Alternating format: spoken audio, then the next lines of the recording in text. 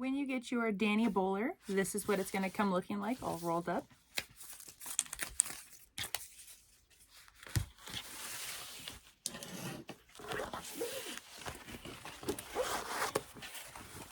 So regardless if you are getting a Dani Bowler that's like a Pimp My Bag version that's got something extra on it or anything, this will be the tutorial that you watch to actually assemble the full bag. Or even if you got just a normal regular Dani Bowler, this will be the video tutorial that you will watch for it. So this is a generic, plain, simple. It says what all the pieces are, so that way it can be utilized for any artwork that's on the bags. So we have our lining utilizing waterproof canvas. We have our front and our back main pieces. We have our zipper gussets, our bottom gusset, the lining for the back slip pocket. We have our slip pocket, and then our 2 zipper pockets.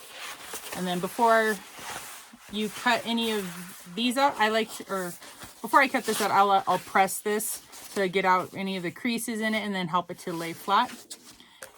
And then our vinyl, we have our 2 main pieces, the exterior slip pocket. We have our handle. So right here, you do not have to add the handles. It is a personal preference whether you would like to add the handles or not. We have our 2 zipper gusset pieces.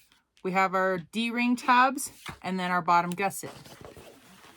For the pieces that are on the exterior that are also in the lining, so like our main body, the slip pocket, the zipper the gusset pieces, after you cut them out of the exterior, use these pieces to cut out your linings.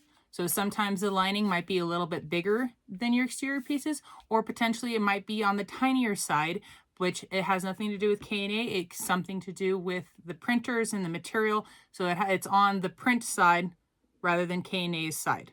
So just to make sure that you cover all your bases, please use the exterior pieces to cut out your linings. And if it is slightly smaller, just center it up, and then the tiny little bit of overhang from the white around the pieces will get hidden inside the seam allowance anyway, so it's not a big deal. Okay. If you would like to, you can add stabilizer to this. Due to the size of it, I would recommend maybe Decoville Light. Decoville Heavy is just going to be, or just regular Decoville is going to be a little too thick for this. It doesn't need that much.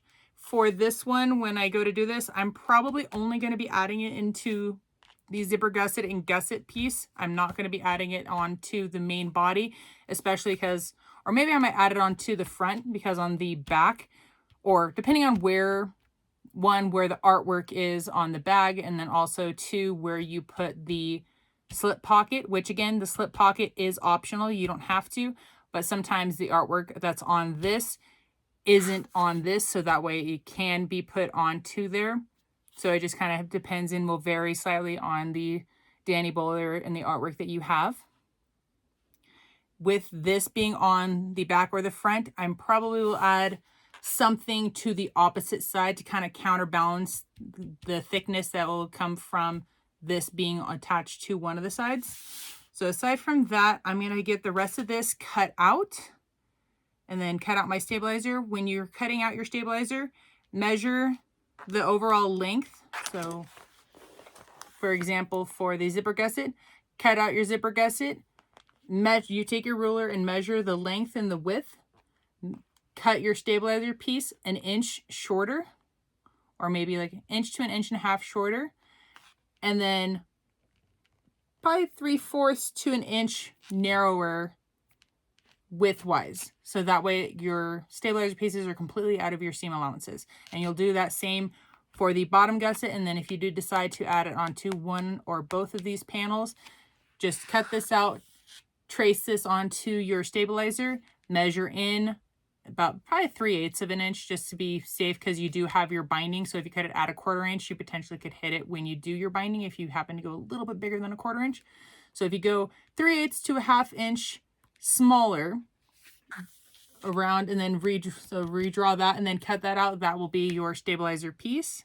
And then if you happen to do a lot of Dani Bowlers from K&A, The best thing to also do is when you cut that out and cut these pieces out and you get the measurements, take a piece of paper, trace the stabilizer piece onto that paper, and that way you have that size and you can cut it out and then just save it. Make like a little folder for K&A sew-alongs, and then you can have all the different size stabilizers, so then you're not having to constantly redraw. You just grab the stabilizer pattern piece for the pattern, the sew-along that you're using, and then it's right there. And then you can also add the measurements for the zipper gusset and the gusset onto it as well.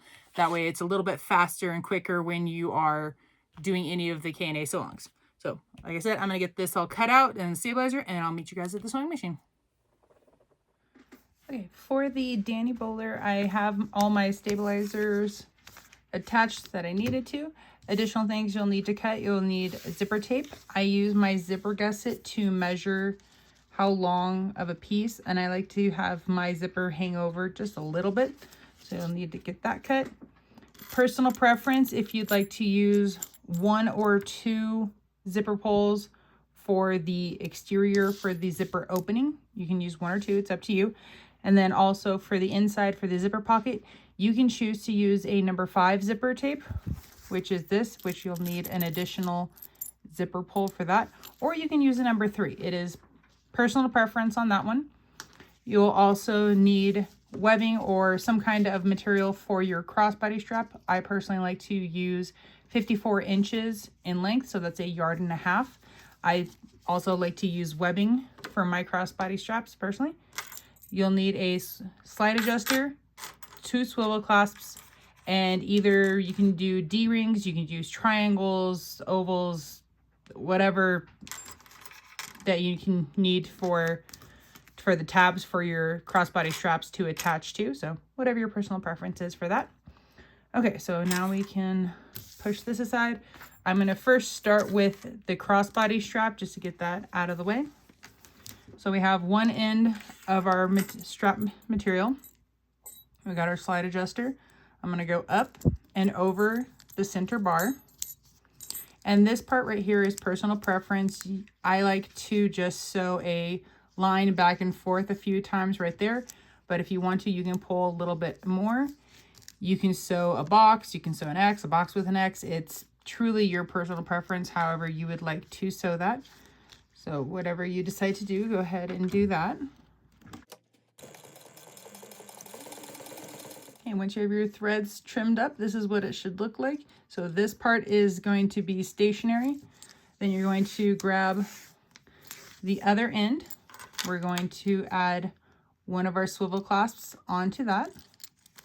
And then the thing that I like to do is, so this is the back side, since it's got the fold, and then this would be the front side.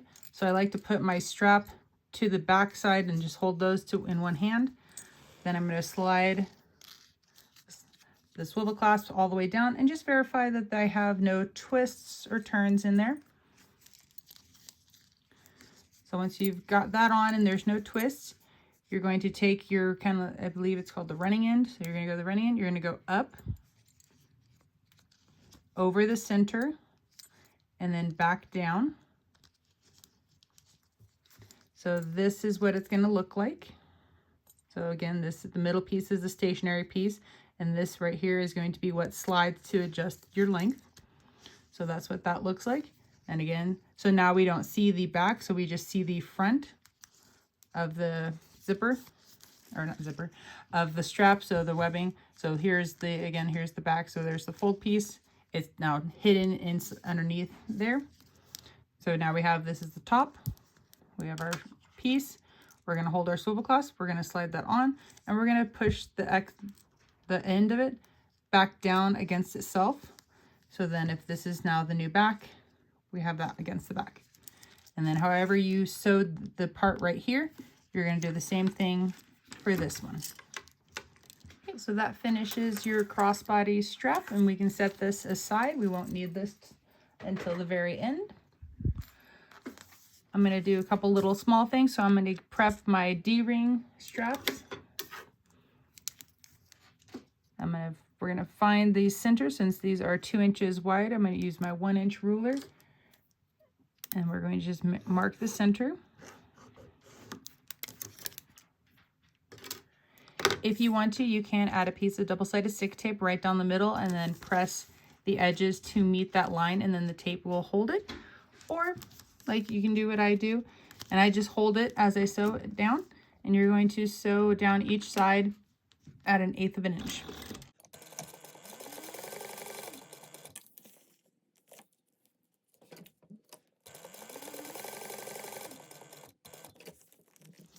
Okay, once you get those sewn on, kind of nice, it labels it for us. And this is just on mine. All the things that have the what says what it is, that is only on this version for this video. Yours will have the artwork or simple colors. It just depends on what you're getting. So then we're going to slide that on, and I like to line up my ends, and then I'll just grab a D-ring, or sorry, this is the D-ring. I'm grabbing a clip just to hold the D-ring on in place. And then once you get the D-rings on, we can set this aside, and we'll use those when we finish up our zipper gusset, which that's what I'm going to move on to next.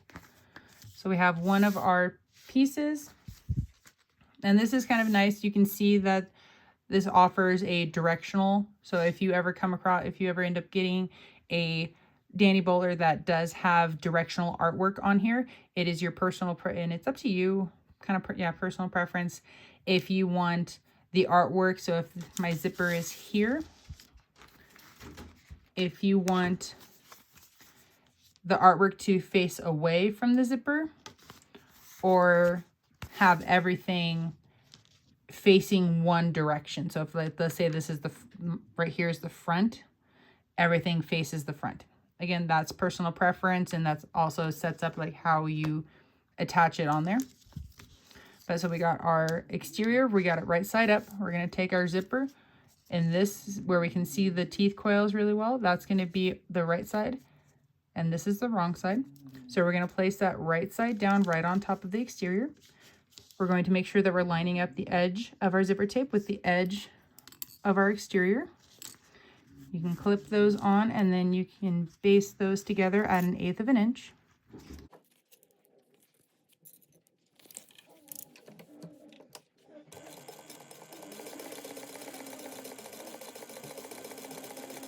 Please excuse the puppy roughhousing.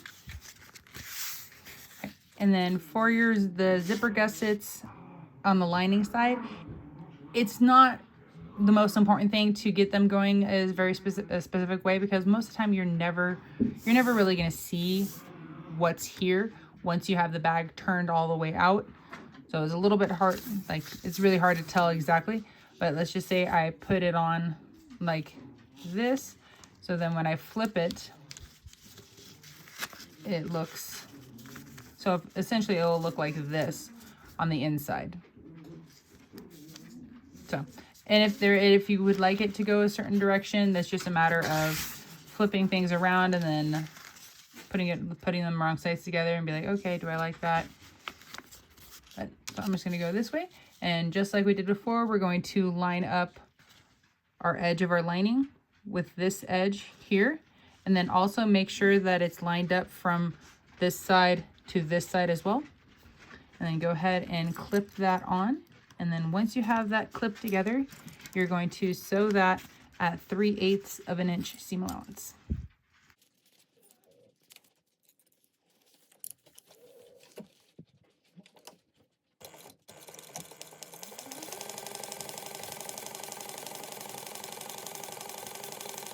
Once you have this sewn together, I like to open this up and then press my lining open. Make sure to get that nice and flat, and then I'll flip it over and then press this to go out.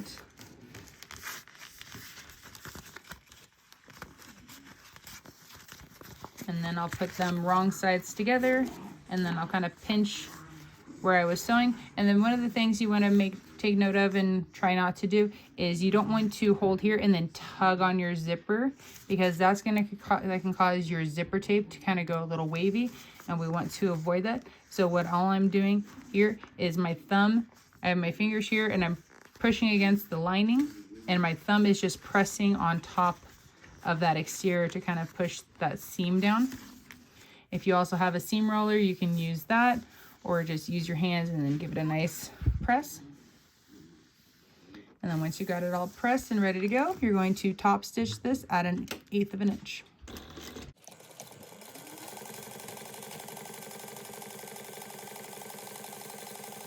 That finishes off this one side. So we're going to potentially repeat the same steps here for the other side. And this is where if you wanted to have it be facing all one direction, you would set it up like this and then just rotate it downward so they're right sides together. If you want them to be facing away from the zipper, set it up like this and then just lay them right sides together. And then when you start this one, again, you're going to line everything up with the top edge, and then also line it up side to side. And after that, you'll just repeat everything that we did here for this side. Okay, my zipper gusset is finished. So now I'm going to go ahead and add my zipper. So I'm only going to be doing one zipper. I'm going to save this one. So if you're going to be doing two, you'd of course just add one from each side. And then of course, depending on how you have this set up, if it's directional artwork, if it's all facing to the front and you want it to, if it's fully closed, if you want it on the left hand to be closed on the left hand side, you need to insert on the right. But if it's like this where it can flip flop to either side, it really doesn't matter which side you add it on, because then you can always flip it around to whatever side you want it to be fully closed on. So we need to take a note of what our zipper teeth look like prior to pulling them apart. So this side has one coil higher. So I'm going to pull them apart just slightly. So this flat part right here, this is the back of our zipper, and the curved part is our front. So we're going to slide in the zipper teeth to our front side. And so when I look through the back here, it is not all the way on. It doesn't come out the back. It's only partially in, because we need to be able to have our coils line up. And if you push it on all the way, then your coils won't be lined up. And so if you need to open it up a little bit more to kind of help bend that around to get it to go inside. Come on, bend in there. There we go. Okay. And so now I'm holding with this thumb, I'm holding those two sides, and so essentially I can let go. And so then you can see that they're only partially on. And then we're going to look through the back here, and then just kind of, if you need to kind of wiggle the two sides around to try to get the coils to move up and down. And when I push this on, okay, good. So I did go on, this side's too high. So then you guys can see what that looks like when it's on, when it's slightly off or on incorrectly. There's a slight bulge to this one side. And then the true tail sign of it is, if you follow this bar right here, if it's off center, if I were to follow that in a straight line, it goes off to the side of the coil. When this is on, the zipper pull is on correctly, it will stay in line with your coils. So I'm going to back this up. I'm not going to take it all the way off. I'm going to back it up just enough. And then you'll see my hand my hand's down here, my fingers kind of playing and maneuvering the coil. So I need to push this up enough so that my coils separate. And then, so I'm pulling down on this side with my thumb. Let's see if we can finagle, and then kind of, oop, there we go. So it moved down. So let's check it out. Okay, so now this side is too high. And so you, again, now there's a slight bulge to this side, and now the bar goes off to this side. So I need to get that on correctly. So I pulled a little too much. Let's see what that looks like. Nope, still not on correctly. Nope, I am just not getting that. Oh, okay, that one pulled down a little too much, so now we need to reinsert. And so sometimes you might need to take it all the way off and try again. Sometimes doing the little movements doesn't quite work out. Okay, so now that looks like what it did prior to me pulling them apart. And then when I push my zipper pull on, there's no bulge going to either side, and my bar here does follow right down the center. So that's when you know that your zipper pull is on correctly. So there's that. And then we're going to grab our D-ring tabs. So I'm going to line it up right here in the centered onto my zipper tape. And then you're just going to sew that down. So I have a slight overhang, and that is a 1/4 inch. So I have a 1/4 inch of overhang.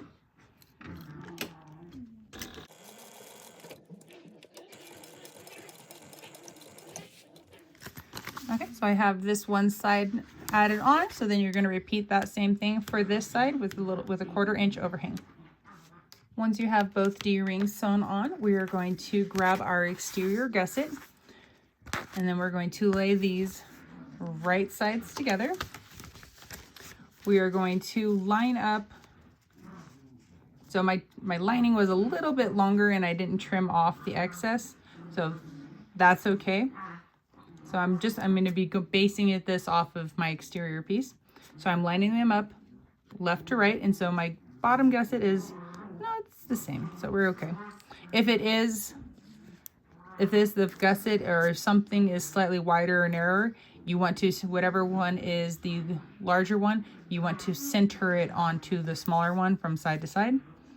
Okay, and then you can add on as many clips as you need to, and you're just going to sew this at a 1/4 inch seam allowance.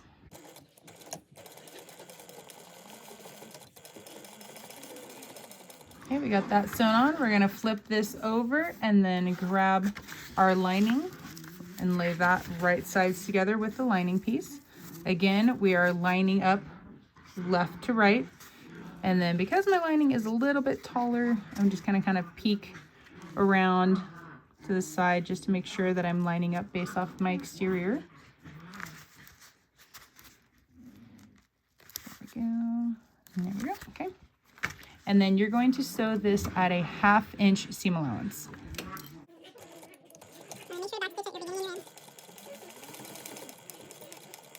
Once you have this side finished, you're going to repeat the same steps that we did here for this side. After you have both sides sewn together, we're going to push our bottom gusset wrong sides together. And then just kind of pinch that seam allowance if you wanted to. I personally don't always like to do this, just on the off chance that every once in a blue moon I do have to pick these seams open and readjust right here. But you can top stitch right here if you want to. I personally do not. And then I like to clip these together to keep them lined up. And you'll clip both sides of the bottom gusset, and then make sure to pinch this seam allowance as well. I always forget this part. To help with the bulk of when you're sewing your binding on, you can trim this extra. So I'm going to turn there and there, and then come back over to this side. I always seem to forget to do this one. And then you're here. This just helps, again, this just helps to reduce extra bulk in that seam allowance when you go to add on your binding. So now just go around, clip this together, and then once you have it clipped together, you can lengthen your stitch length out, and then you go all the way around. You're going to baste all of your gusset pieces together. After you get it basted together all the way around, if by chance you end up having to have, like I have one portion that sticks up, all you need to do is just start from a little bit further away. You just don't want to drastically just trim it off, because we are trying to keep our seam allowances when we do our binding fairly even keel, where if we just have like a hard transition like this, that changes the depth of our seam allowance. So we do need to trim that down, but I want it to make a gradual trim, so that way it's not a huge drastic change when we in our seam allowance depth for when we go to sew on for our binding. And then I got a little tiny little one over here. And so what I mean by changing the depth, so if, let's just say we'll use these little pieces as our examples.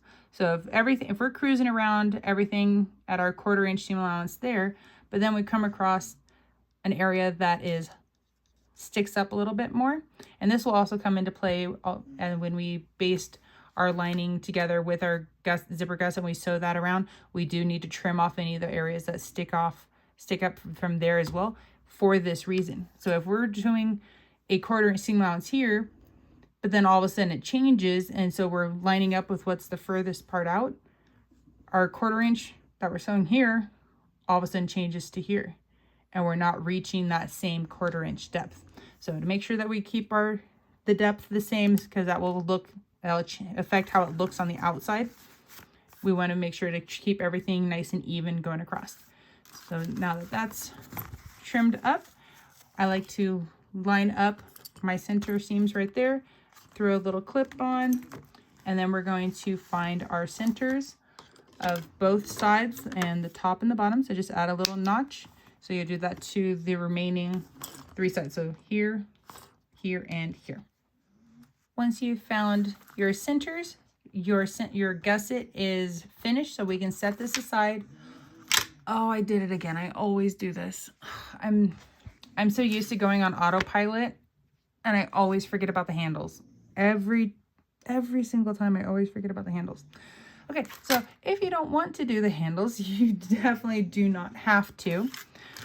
But since they're here, I will show you, and I will show you how to fix that part. So our handles are 2.5 wide. So what is that, 1 1/4? So we're gonna find our center. So we're gonna make a center line.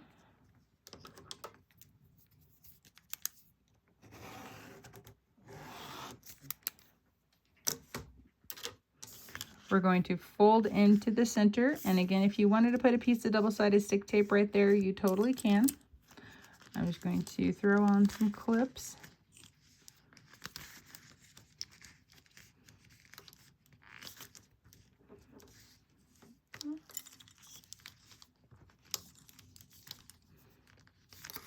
And then do the same thing for the other side. And once you've got both sides pushed towards the center, we're going to fold that over again and line up the 2 sides together on the edge. So then that makes for no raw edges.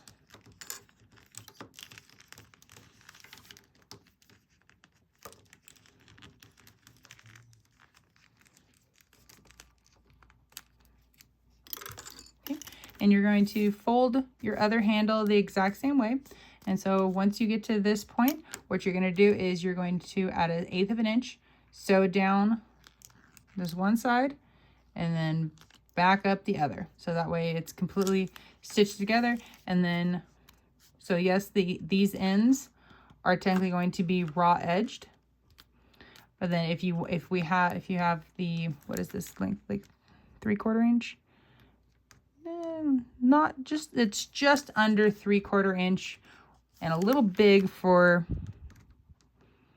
1/2 inch. And if you wanted to make it a little bit fancier, you could get a 3/4 inch strap end and attach that onto the end of this. So that way it gives it a really nice high-end kind of fancy look to it if you want to.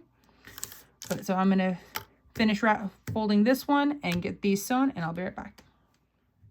Once your handles are sewn together, this is what they'll look like. Sometimes the edges aren't the most even. So I like to go and just trim off any of the excess that hangs over, so that way they're kind of flush.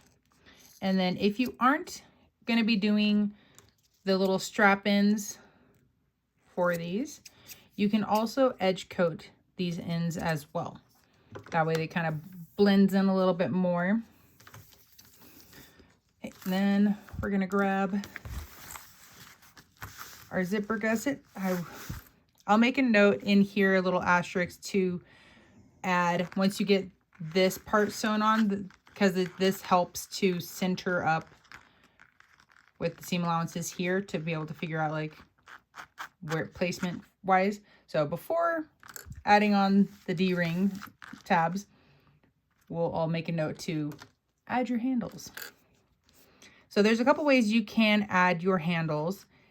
You can just use a rivet. So if you get to this point like this, so you don't have to undo everything, like all the right here, the trim, and then try to like wiggle it underneath, and then, because that is a very small little area. But you can sew a little box at the end of it, like a little 1/2-inch box. You can just sew it to hold it down, or you can just use a rivet. So I'm going to use my ruler and kind of give a guesstimate on 1/4 inch. So I usually go a little bit bigger than a 1/4 inch for the seam allowance. So let's just say there's that one. And so from the edge of that to that one, so I have about 1 1/4 inch space. And we'll just call this 3/4. So 3/4. So that gives me about a 1/2 inch. Yes. So it gives me about 1/4 from this edge here. And then I can place here. And that roughly gives me about 1/4 inch there, maybe a little bit more. So I can always come a little bit over. Okay, so that's, so I'm making my marks on either side. So I know, okay, this is the area, because I never marked my 4 inches. So from our center notches here, I'm going to measure over 4 inches. Okay. And so then it'll just go in between those 2 marks and then butt up against that one. And then I'm going to do the same thing for this side. I'm going to go, actually pull that over, do the 4 inches here. And then again, for about a little more than 1/4 inch. There we go. And then kind of check those out. And that gives us, it pushes it to be more upright. And get those lined up.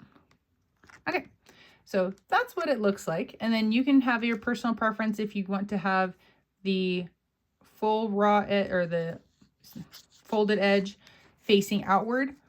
I personally like to have this edge facing outward and then this seam right here facing in towards each other. But that's just my personal preference. You can add your handles on however you'd like. If you want to undo, this is why it's nice to do the basting stitches for right here. You can pick those right here in the zipper gusset section and then open. So you would open this up and then open, separate the lining from the exterior on the zipper gusset, and then line this up, and then kind of about a 1/2 inch, sew a little box on this edge right here. Or if you don't want to have to undo, pick all the stitches and anything, if you end up doing what I did and forgetting to add them, because I couldn't tell you how many times I've done this, and half the time I just end up saying, nope, they're not going to have handles this time. But an easy way to do this also, and something, because you're really not going to see much of the top here, you can just add the rivet all the way through all the materials. So that's probably what I'm going to end up doing, is just then put my like a board underneath here, punch the hole while having this lined up through my handle. So I'm going to center it in the handle towards the end, and then I'm going to do that for all 4. So I'm going to go do that real quick. My handles are now added on, so you can, they're just little tiny little dots, so they're really not going to be super noticeable from the inside doing the rivets. That way, if you end up doing what I did and forget, which usually half the time I always forget to add the handles for this one, don't ask me why. I will say the difference with doing rivets versus sewing. With rivets, your handles can slightly rotate. That is like the one major difference between sewing them versus using the rivets. You can also, you can sew them and you can add rivets if you want to. So that is very much an option to do so as well. So to kind of use the rivets for extra reinforcement, as well as the sewing, keeping them from rotating or moving, but also sewing them in helps to reinforce as well. But so that is, if you forget, you can always add them like that. Okay, so now I can set my gusset aside. We're going to grab the exterior slip pocket. We're going to put these right in, or sorry, I combined wrong and right. We're going to put these right sides together, making sure to line up the top and then clip those. And then we're going to sew that at a 1/4 inch seam allowance. Make sure the back stitch at the beginning and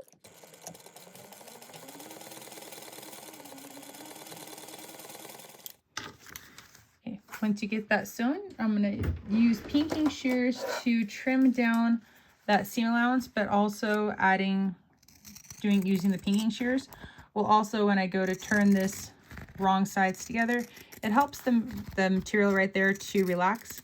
If you don't have pinking shears, you can do little triangular snips along the way. So kind of cut here, cut here, cut here, cut here, and do that throughout it. Or you can just do regular snips. Either way, it just is to help when you, so this part right here, when we fold the lining back towards, so that way they're wrong sides together. If we didn't do something here, it would get all bunched up right there because you have all that material and it's now going from a relaxed state to kind of a crunched up state. Okay, so once you get that seam rolled and it looks nice and you are happy with it, you can also give it a little finger press. And then again, when you're happy with it, you're going to top stitch at 1/8 of an inch. Make sure to back stitch the beginning and the end.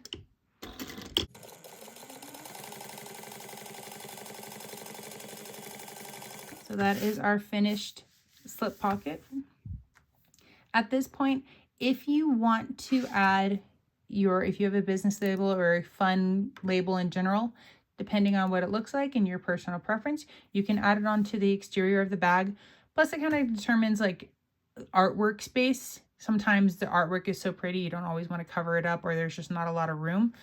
So between the artwork and your personal preference, adding it onto the exterior flat pocket is a good option. You can also, when you add the slip pocket on here, you can also add it up here above the slip pocket, or on the opposite side, you can add it centered, bottom, top, really wherever you want. I personally add my business labels on the inside. So I have my zipper pocket. I will add it just below the zipper pocket. Or if I don't put it in a zipper pocket, I'll put it above the slip pocket, or just if there's nothing on the other side, I might add it onto the opposite side. But I usually typically add it to the inside of the bags, but that's just my personal preference. Okay, so the next thing, I'm going to find my centers so this is going to be, well, we'll just call this my back panel. Or no, let's call it my front. We'll put the slip pocket on the front. And again, that kind of varies depending on the art. Sometimes the pocket looks better in the back, sometimes it's in the front. It just varies, and then also how you carry it. So we snip those together, or snip for the centers. And then we're going to lay this right on top, and then, yeah, probably should find the centers of this one so that way it's all lined up, and will make it easier to match everything up when we go to do our binding. So line up our centers, and then we're going to also line up our edges. If our edges stick over, you're just going to kind of push those in to keep them lined up, because then that also helps to kind of create like a little bubble for the slip pocket, so that way there's a little more room so you can actually put something in it, and it's not just a hard flat line, so to speak, or hard flat pocket. So there we go. So now you can see we got a little bubble, and then if we just pull it tight, it's flat, and so then it would, if I try to push it in, it lifts my other side, where if I have a natural bubble, I can put my hand in and it's not really lifting my other sides. So clip all that together, and then once you have this clipped together, you're going to just baste these together.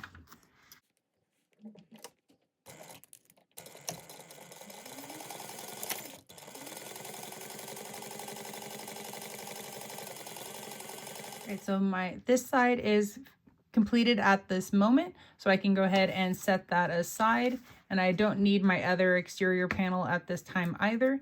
So we are going to start working on with our lining pieces. I'm gonna grab first my slip pocket piece. We're gonna fold those right sides together. Gonna add a couple clips on there. And then add a crease there. So now that I got my clips in place, I'm going to sew down the open sides, so the 3 open sides at a 1/4 inch seam allowance. Make sure to back stitch at the beginning and the end. And then we are also going to leave a slight gap in the bottom here, so that way we can turn this pocket out. At this little opening, make sure to do a few back stitches. We're going to lift our needle, slide our material over, so we're leaving a gap, so our opening, so we can turn the pocket right side out. And again, make sure to back stitch at the other side, and then continue sewing at a 1/4 inch for the rest of the way. Go ahead and trim off this little jump stitch that we made here for our opening. And then we are also going to trim the corners. This will help our corners to look nice and lay flat. And then I'm going to turn on my iron, because once I turn this pocket right side out, I'm going to take it over to the iron and I'm going to give it a nice little press. After your corners are trimmed up, we're going to turn our slip pocket right side out.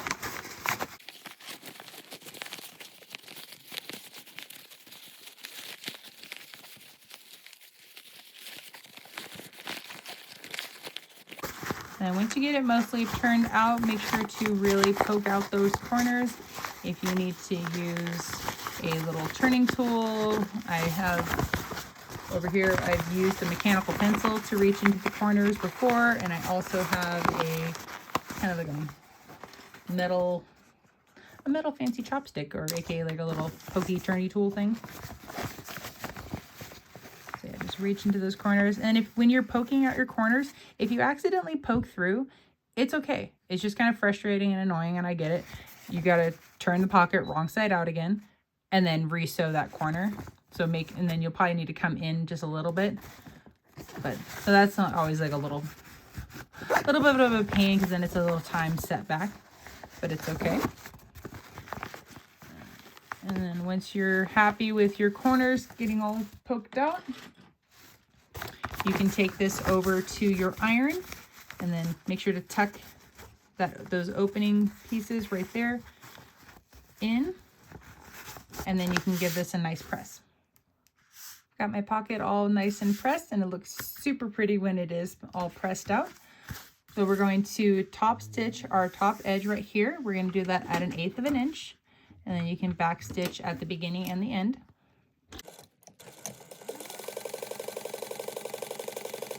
Once you have this top stitch, we're going to grab our lining, and I'm just going to fold this in half and then give it a slight crease, so that way we have our centers. There we go. And then give my slip pocket piece a little squeeze too. There we go. And then I'm just going to line up those center creases right there. And then personal preference, if you want your pocket a little bit higher, a little bit lower, it's really up to you. I like the way that looks. And so this is 1 inch up from the bottom. And again, you don't have to place it exactly where I do. You can add it a little bit higher. You can go a little bit lower. It's really up to you. Sorry, trying to get that opening to tuck back in a little bit more. And then you're just going to sew around the 3 edges. So make sure to back stitch really well at the beginning and the end. So I'm going to sew down here, across the bottom, and then back up, and I'm going to end here, so leaving our slip pocket part open.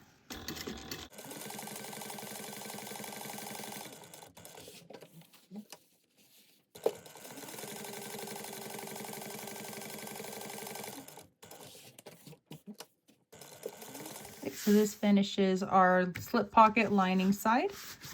We can set this part aside for the time being. We're going to grab our other lining. I'm going to also fold this one in half to get our centers. Okay. Yeah. kind of pressing that one a little bit more so that way the center lasts a little bit longer.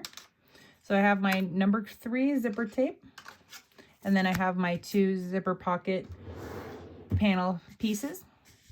On the back side of one of them, we're going to draw a few lines. So our pocket piece is 8 inches wide, and it's not a very deep pocket, so I don't want to go, normally it's the pocket box thing that we sew around to make the zipper pocket is usually about 1 inch down, but this isn't a very big pocket, so I'm going to go 5/8 of an inch down, and then I'm going to leave a 1/2 inch gap on each end. So I'm going to go draw a vertical line a 1/2 inch away from each side. Sorry, let me go back up. I'm going to draw my horizontal line connecting those two. If you are using a number 3 zipper tape, you're going to draw a line, your second line, 3/8 of an inch up from the first line that you drew. If you are using number 5 zipper tape, you will go up and draw your second line a 1/2 inch above the first one, because our zipper tape for the coils, especially for the number 3, are narrower, and then the overall tape is narrow, a little bit narrower than the number 5, and this being a number 3. So that's a little bit different, so that adds the extra room for the number 5. And then if you want to, you can finish connecting the little box thing. I'm not going to worry too much about it. So then I'm going to pinch my center there. Bring over this one. This is also another personal preference. You can add your zipper pocket a little bit lower. You just remember that the pocket piece, you don't want to accidentally catch that inside of your binding. So I like to keep it a little bit above that, so that way you don't have to worry about that getting caught. But if you want it to be a little bit lower, so when you reach in, it's a little bit easily more accessible, or we can have it, you can have it go higher. And again, just watch out for those top corners, because you don't want to have that material be in your seam-ons. I'm actually going to fold this and pinch the whole thing in half. That way I make sure to line up my bottom as well. There we go. So I actually like the idea of having this go a little bit lower, just to make it a little bit more easily accessible when reaching into the bag. It's a little bit more easy to grab onto. I've noticed personally for myself, when zipper pockets, when I place them a little too high, they're a little tough to get into, and I also have decently sized hands. So it's a little bit trickier for me to like reach into a bag and grab things. So I'm going to position mine a little bit lower. And so I'll tell you from the bottom, this is 1 inch up from the bottom as well, just like the slip pocket. So now that we have that in place, you're going to sew around your box, and then you can back stitch at the beginning and the end if you want.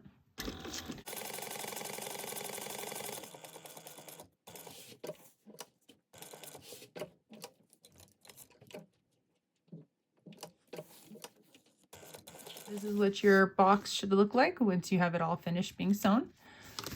We're going to fold this in half and kind of pinch the middle, and then you can, when you're pinching this together, you can kind of feel where the stitching is.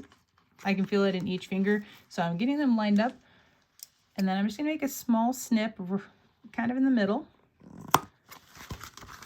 And then at this point, then I can kind of poke one end of my scissors in, and then I'm going to cut this right down the middle. And then when you are a 1/4 inch away from your end, you're going to then stop and then pivot out to each corner. And you're going to try to get into that corner as close as you can without cutting your threads. If you accidentally cut a little bit too close, it's okay. All you have to do is just resew that corner. It's not a big deal. But the closer you can get in there, the easier it is when we turn this to the other side. It helps to get those corners flatter. And we can also take it over to the iron and give it a nice press as well to help keep those corners a little more flat.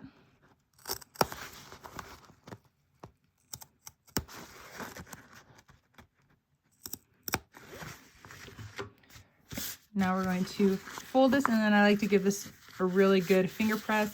And during this process, because this is a waterproof canvas, this whole time you can take this, go over to your iron and you can press this part right here. And then when you push it through the opening here, you're going to roll that seam.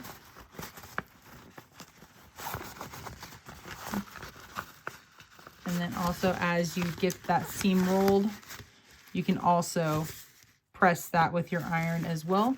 A lot of times with the waterproof canvas, it's nice because when you like pinch it and kind of really roll it, it tends to want to stay, which is a nice part about waterproof canvas. And then also like you don't have to interface it, which I love. So we got that. So give that a nice finger press. And then essentially do the same thing for the other side.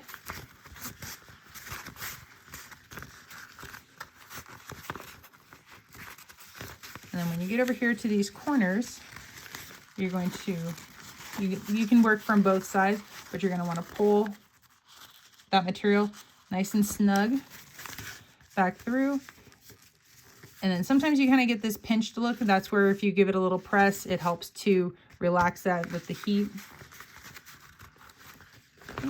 So I'm going to finish this up and then give everything a nice little press, and I will be right back. Okay, got this all pressed and looking nice and pretty. So I'm going to next grab, so I have my zipper tape. Oh, this one's missing the metal piece on this end. Oh, okay. Sorry, scroll moment. So if you want to, you can take the 1/8 inch double-sided stick tape and add a piece here and here. And then when you go to lay this over on top, you line up your coils centered. And then you can press that in so that way it helps to hold your zipper tape in place while you're sewing around. Personal preference. Most of the time I tend to have a tendency to just wing it. And sometimes it comes out looking better than other times. Usually it's halfway decent, and I probably just totally jinxed myself now. So what you're going to do once you get it centered and you're happy, you are going to sew around. Oh, let me preface this. If you are using a number 5 zipper tape, add your zipper pull on before you sew this. Mine is already on and it's over here in the corner. So I'll stop and then push that into here before I sew around that corner. But if you are using number 5, stop what you're doing. Do not sew this. Add your zipper pull on and then get it lined up and then sew it on. Because I've done that. I can't tell you how many times I've done that. Realize I'm just totally on autopilot and I'm like, I forgot to have my zipper pull. Yay. And then usually if you just pick out the one, like a corner, like usually over here, just pick it out enough and then you can kind of finagle it on that way so you don't have to undo the entire thing. But so yeah, so make sure to add your zipper pull. And so I'm just going to go around at 1/8 of an inch and I'm sewing in my zipper tape.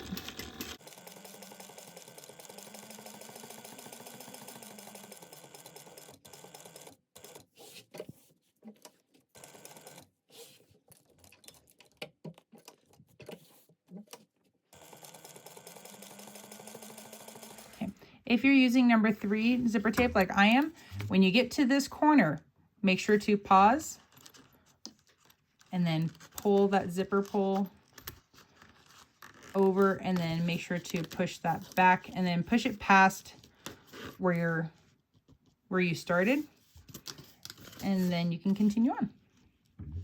And when you get to this point, if depending on your machine and your personal preference and how you do things, you can stop and not back stitch and then pull long threads and then pull everything to the back and then tie it off into the back. Or if you don't like to do it, you can just back stitch. It's going to be okay either way. If you are pulling your threads to the back, make sure to pull them long. And then when we flip it over, I'm going to kind of put my thumb down on one of them so that way I know I'm working with this one. Lift up. And then you can see right here, let me try to zoom in for you guys. Okay. So when I tugged on this one, I got this loop from the front to come up. So then I'm going to slide these in and then pull that thread to the back. And then I want to make sure to hold on to these two because I know I've already worked with those ones. So now this is the thread that I need to work with. So I'm going to grab this one, do a little tug, and then I get that loop to come up. And then just might need to finagle it a little bit. And then if you did do back stitching right here, sometimes it makes it really difficult, almost impossible to get those to pull to the back. And if you are trying to tie off and you're tugging and tugging and tugging, if you can't pull it to the back, just trim it off the front and then tie what you have in the back, tie those off together, and then use your lighter to heat it. And then on the front, just do the same thing, just put a little heat to it. It's because if you can't pull it yourself and you can't tug on it and get it to come back to the back, then it's probably more than likely not going to come undone. Because I've had to do that a couple times for myself. I just end up trimming them off the front. So now I'm going to tie these. I triple knot them. So there's my third one. And make sure to tug tightly. And then I'm going to snip. And then take my lighter and then run over them so they kind of bubble up and they get hot. And then I use the other end of my lighter to press them down so then they're flat. Oops, sorry, I was out of frame. So I heated it and then I took it and then I pressed it down like that so then it looks like that. At this point, then you're going to grab the other end of your pocket and then put some clips on there.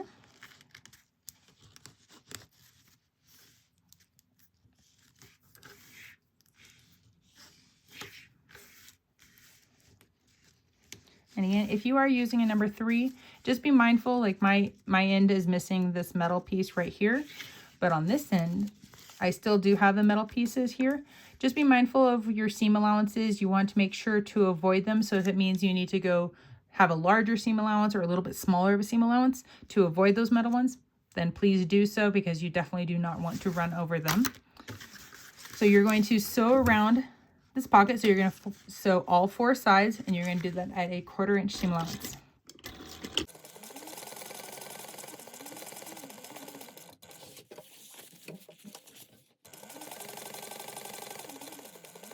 Completes the zipper pocket. It's all sewn together and closed up because we're not birthing this. This is going to be done by binding. So now I can either add, because I have a little more room up here, I can add my label above or below. Either way, if you add your label above, just make sure if your pocket sticks up higher to fold that out of the way when you add it. Or if you're going to add it below, just make sure to tuck that pocket piece out of the way and then add and then sew around on your zipper pocket. Now at this point we can start basting our linings to our exteriors. So it's a personal preference whether you want to have slip pocket be with slip pocket or slip pocket be with zipper pocket. It's really your choice, however you want to assemble your bag, where you want pieces to go. I think I'm going to put my slip pockets together and then put my blank lining piece and my zipper pocket together. So then what you're going to do is then line up the lining wrong sides with your exterior, and then you're going to clip those together. And if I did cut my lining side a little bit on the bigger side, so even though I used my pattern piece, I couldn't quite see the top part, so I just so I ended up going a little wider. So because that's the wider side, I'm going to sew with my exterior facing up, so that way I ensure that I am catching that seam. I'm going to lengthen my stitches out and I'm going to sew around this, I'm going to baste the layers together at 1/8 of an inch.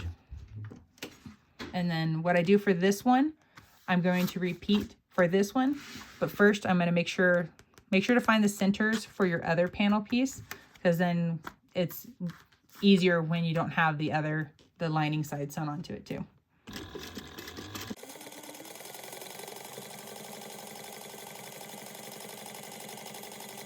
Get everything basted together. Any of the areas that have the lining that sticks out, you're going to want to trim that up on both pieces. So I'm going to get that done and I'll be right back. Okay, with everything trimmed up, we're now going to grab our gusset piece again.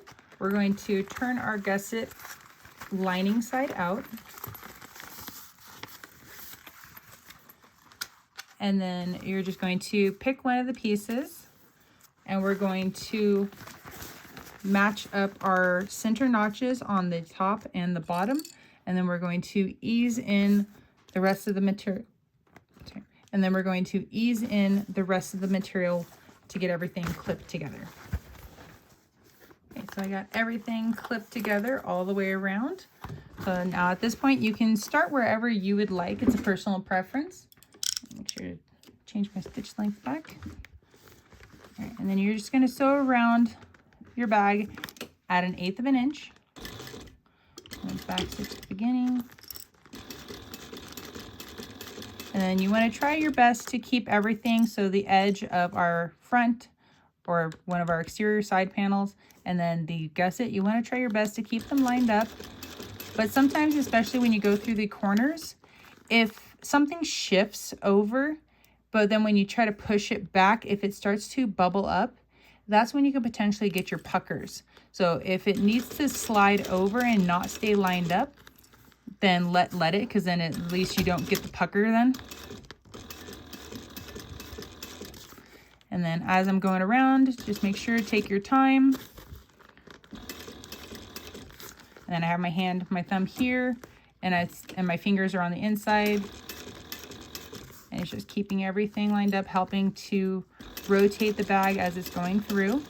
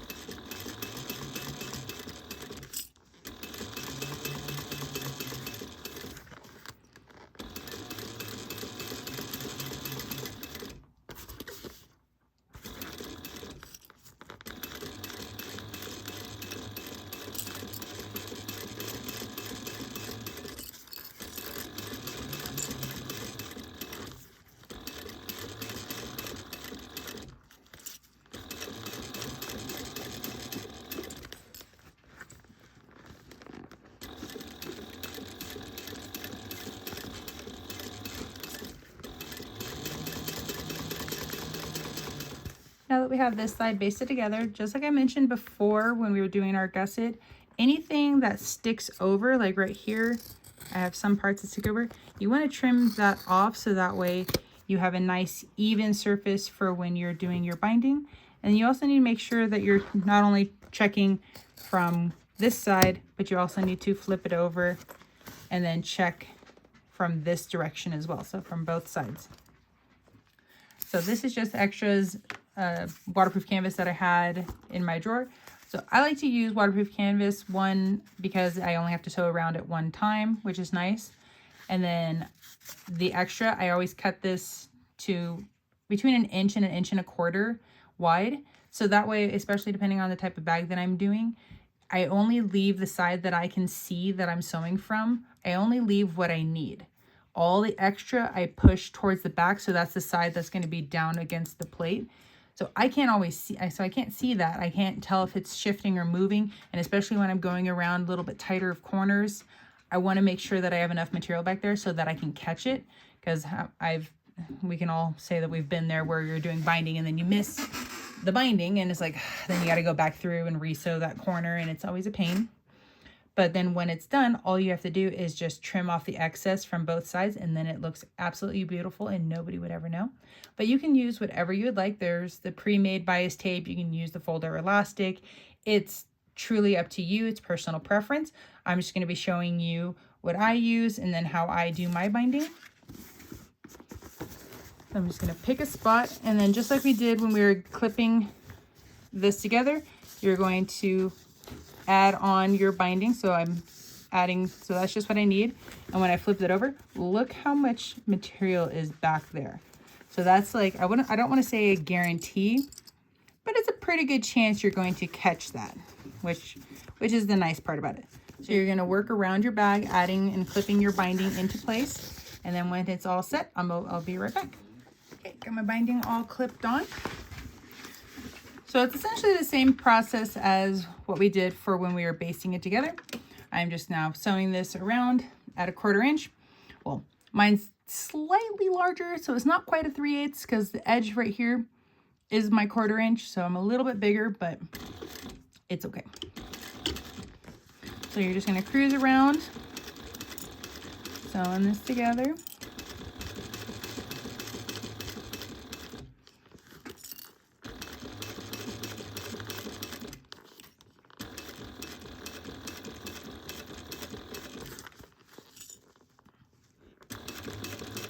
So what my finger is doing, besides once I take the clip off, my finger is also helping to hold my binding in place, because sometimes that stuff has a tendency to want to shift.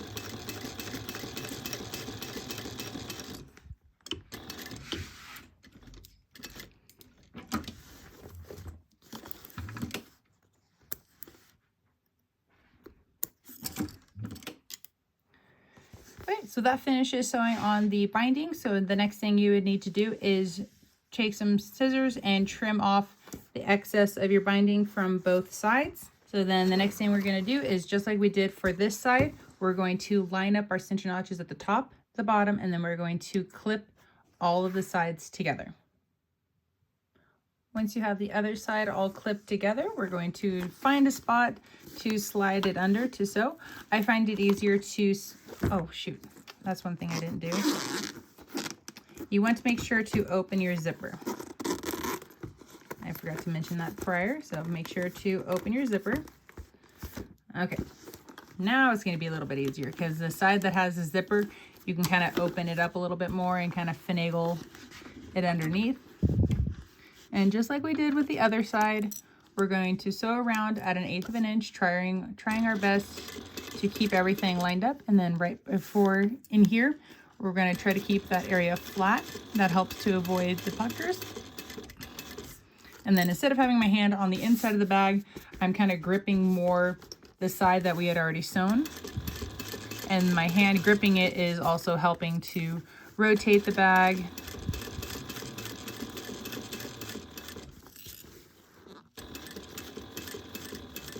And then if you need to, you can kind of pinch it down and over so that way you have a little bit more viewing room or room to be able to sew around.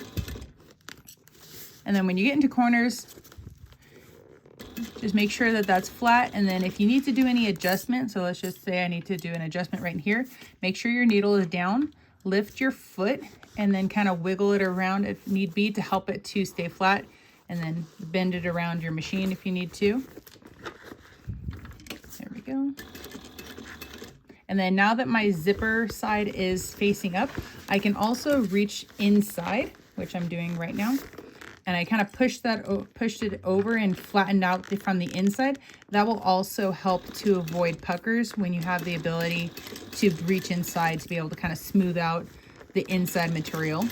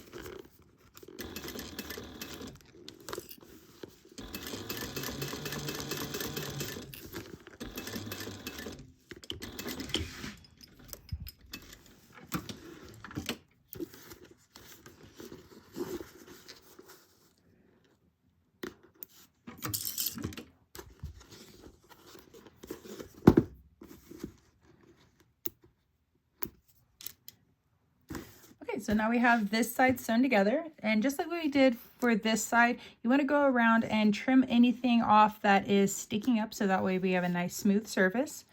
And then you're going to add on your binding, whichever style of binding you like to use, you'll clip that on. And essentially sewing that on, we're doing the same as this side, sewing it at 1/4 inch.